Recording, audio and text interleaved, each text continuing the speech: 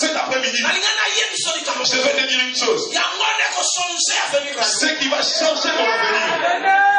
Il y a quelqu'un qui peut dire plus fort amen. Amen prolongé. Amen prolongé.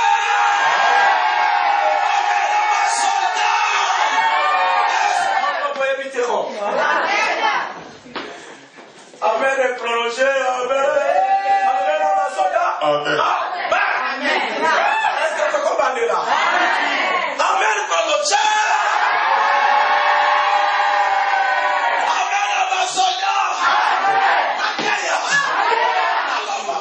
Une personne peut te rejeter. Il ne connaît pas ton avenir. Il y a des hommes que tu t'es moqué d'eux. Il y a des personnes qui ont été rejetées dans la société. Il est en train de faire, il est en train d'apprécier une sœur. Cette sœur dénigrait cet homme en disant est-ce que toi tu es non parmi les hommes. Mais cette sœur est en train d'ignorer ton futur. Le passé, voilà pourquoi je suis en train de dire que ton passé n'est pas ton avenir. Il y a aussi des femmes qui ont été ridiculisées, rejetées. On les a qualifiées de prostituées. On les a qualifiées des femmes légères. Mais aujourd'hui, ce sont des femmes sérieuses, possédées, servantes. Toi aussi tu peux être parmi ces femmes cet après-midi. Amen.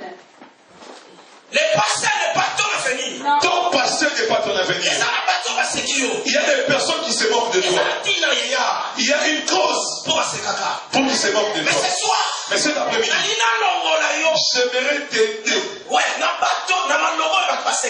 de quitter les paroles dont les gens se sont moqués de toi.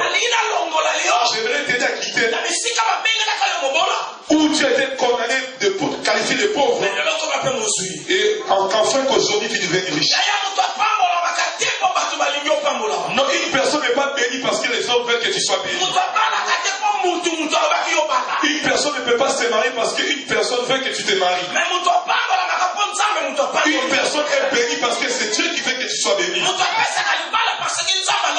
Une personne peut se marier parce que Dieu accomplit sa parole qui dit l'homme quittera son père et sa mère. Mais il y a des principes. Il y a aussi des principes pour que cette personne accomplisse, pour que son avenir soit différent de son présent. Une nation sans loi, c'est une nation désordonnée. Amen, amen, amen. C'est une nation des problèmes. C'est une nation où les personnes ne sont pas sécurisées. De même avec la parole de Dieu. Pour qu'une personne vive un futur glorieux et heureux, il faudrait que cette personne s'applique aux principes de la vie. La divinité a des principes. On ne vient pas dans la divinité comme ça. Quand je m'approche de la divinité, je m'approche pour écouter. Frère, j'aimerais te dire, vous savez qu'on invite quelqu'un pour un meeting. C'est-à-dire cette personne doit se déplacer pour aller dans ce meeting pour écouter quelque chose. Parce que la chose qu'il va écouter concerne aussi sa vie. Après avoir écouté, c'est alors qu'il sera convaincu qu'il continue ou qu'il ne continue pas. La Bible déclare, si tu entends la parole de Dieu, si tu mets en pratique cette parole, tu ne seras jamais la queue. Tu seras toujours la queue. Voilà la raison pour laquelle nous devons partager ce thème. Voilà pourquoi nous voulons partager ce thème. Pour que nous voyons le présent et le futur. Le présent d'un personnage biblique ainsi que son futur. Nous sommes dans le livre des Juges, chapitre 11. Le chapitre 11. Mettons-nous s'il vous plaît.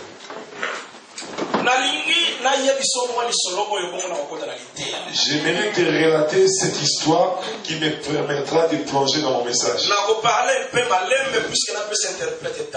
Je parlerai lentement pour aider mon interprète soit au même rythme que moi. La Bible déclare qu'il y avait une personne, un enfant qu'on appelait Jephthé. Son père avait beaucoup de femmes. La Bible déclare que quand ses papas engendra Jephthé, Jephthé avait ses frères. Ils cohabitent ensemble. Il y avait un jour, les fils de la première femme ont dit à Jephthé, toi tu ne peux jamais cohabiter dans cette maison. Toi tu ne peux jamais jouir des biens de notre père. Il faut que tu sortes. Tu ne peux pas demeurer ensemble avec nous. La Bible déclare, Jephthé sorti.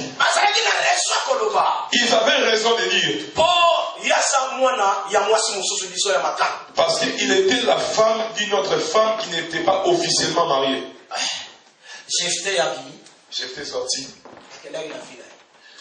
Il est allé mener sa vie à l'extérieur. La Bible dit, où il était allé, la Bible nous confirme. Il s'est lancé de mener une vie avec des personnes de rien du tout. Personne ne faisait cas de lui. Jephthé menait sa vie. Ses frères aussi menaient leur vie. Écoutez la parole de Dieu. J'aimerais d'ici là développer mon thème.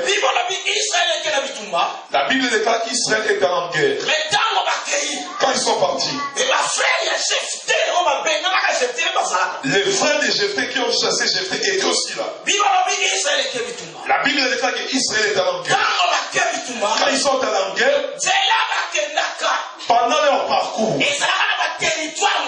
il y avait d'autres petits territoires. Il y avait d'autres petits territoires où ils ne pouvaient pas passer.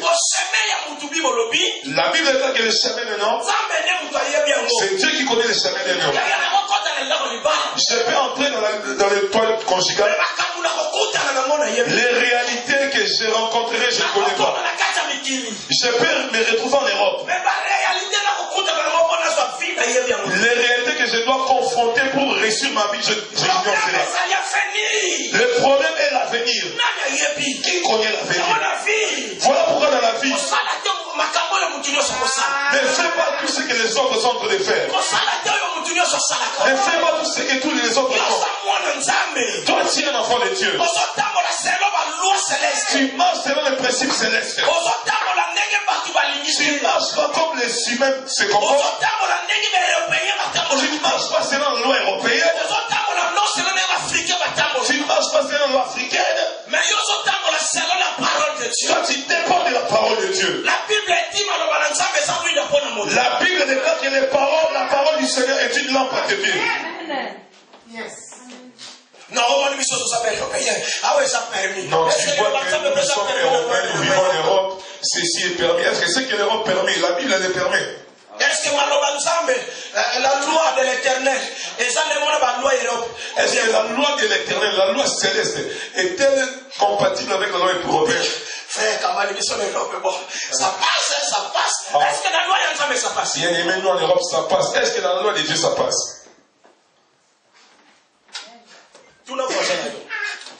Pose la question à ton voisin. Est-ce que les lois de Dieu sont-elles identiques avec les lois de ce monde? Mais bien aimé, Seigneur. Toi, tu es en train de chercher afin que tu vives un avenir heureux. Tu veux être élevé. Tu veux que ton nom soit connu de tous. La Bible est dans le livre de Zacharie, ce n'est ni par ta force. Il y a quelqu'un qui peut faire de toi un grand. C'est le Saint-Esprit. C'est le Saint-Esprit. Et la Bible dit ceci. La Bible déclare, n'attristez pas le Saint-Esprit de Dieu qui habite en vous. L'église n'est pas lieu,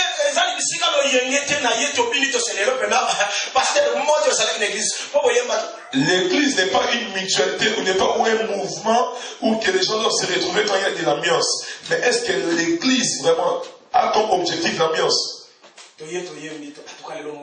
Ah, nous avons chanté, c'est bien, c'était chaud aujourd'hui. Ne confondez pas le feu et la chaleur.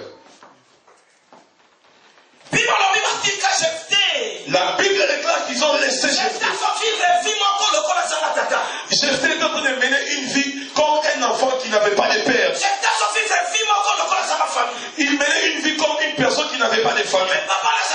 Mais alors que son père avait des biens, mais il s'est retrouvé dans un lieu de souffrance.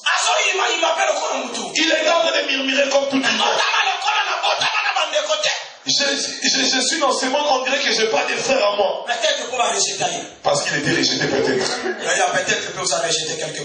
Peut-être tu as été rejeté dans ta famille, dans ton entourage ou dans telle école. Et ça, normal, on t'a rejeté, la ville, on a rejeté, quelque part, on a rejeté, mais ils ont la visite, on a rejeté.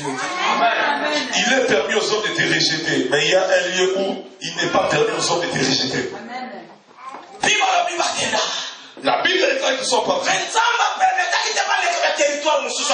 L'Éternel n'a pas permis qu'ils puissent passer certains autres territoires. Parce qu'ils avaient rejeté leur propre sang.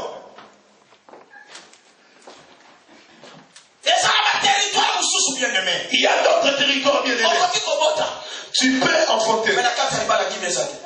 Dans les mariages, il n'y a pas d'épée. Il y a d'autres territoires bien aimés. Israël passé. Il y a d'autres lieux. Ils se sont dit non. Ici, nous avons nécessairement besoin de Jephthé. Mais pour qu'il passe, ça ne dépend pas de Jephthé. Jephthé n'a pas la force de combattre toutes ces nations. Pour qu'il passe, il sera nécessité qu'une personne qui avait Dieu pour qu'il prenne le devant. Pourquoi? Il ne pouvait pas passer. Dieu avait créé un obstacle pour qu'ils se souviennent qu'ils avaient rejeté leur sang. Voilà pourquoi je vais entrer dans mon message. Il y a beaucoup de gens. Tu as rejeté ton sang. Il y a un sang qui réclame. Comment tu peux avoir ton mariage? Comment tu peux avoir des papiers? Tu auras que des troubles dans ta vie. Tu as rejeté le sang. Amen.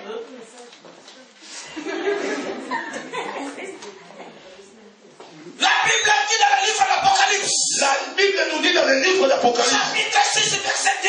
Chapitre 6 au verset 10. Le sang a écrit. Saint, Saint. Quel jour tu vas nous venger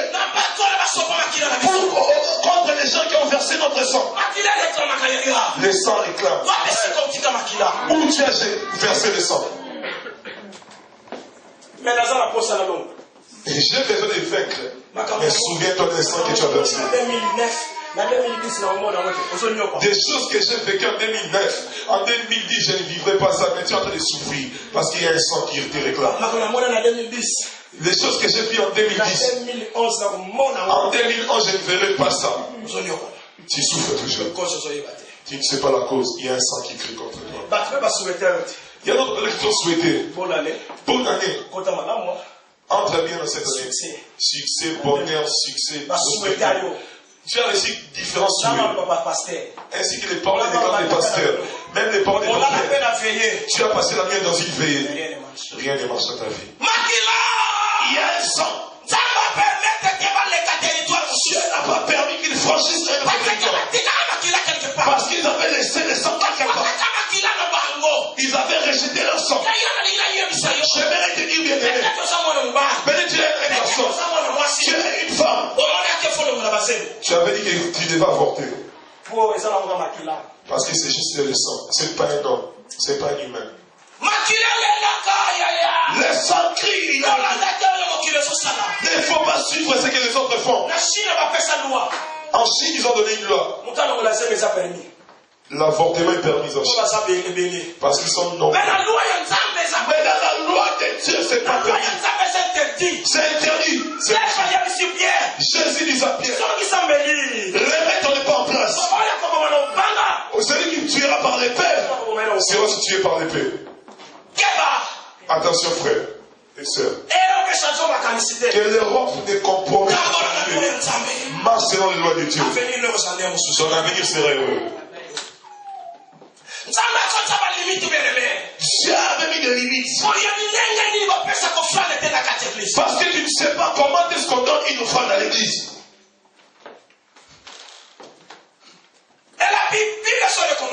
La Bible nous recommande dans la maison de Dieu. On ne se présente pas les mêmes filles. Vous êtes frappé. Vous êtes frappé par la malédiction. Pourquoi? Pour vos dîmes, pour vos offrandes.